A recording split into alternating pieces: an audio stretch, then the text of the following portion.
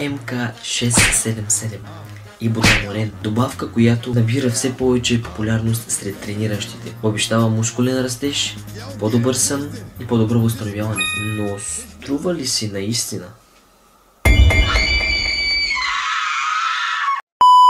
Здравейте, приятели, аз съм Ангел Митев и съм възлюбен от Бог.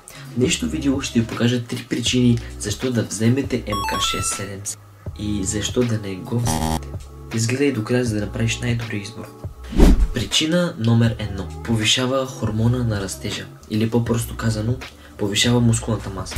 МК677 повишава хормона на растежа без нужда от инжекции. МК677 не е стероид, нито каквото и да е било от класацията на Тремболона, Анавара или каквото и да е било.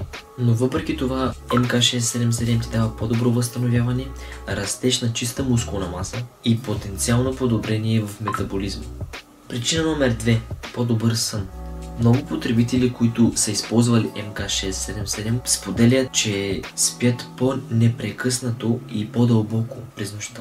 А както знаете, истинският растеж идва чрез възстановяване и чрез сън, докато спим.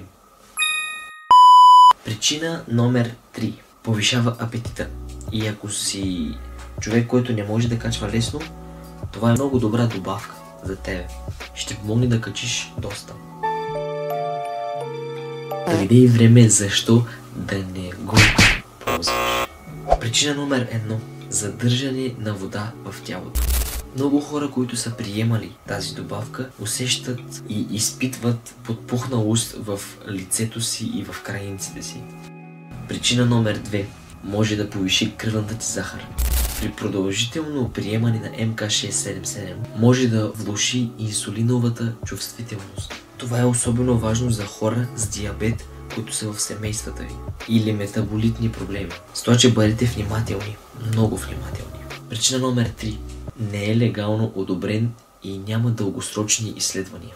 МК677 не е одобрен от повечето медицински професионалисти. Това значи, че не знаем какви ще са ефектите след 5 или 10 години. Рискът е прекалено висок.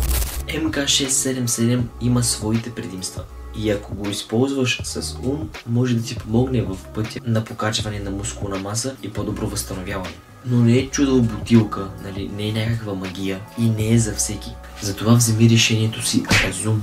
Ако видеото ти беше полезно, удари един лайк, абонирай се, сабскрайб, сподели на приятел, просто помогни на канала да се развива. Много съм благодарен за това, го правиш. Да, това беше клипа, хора, надявам се да ви е харесал.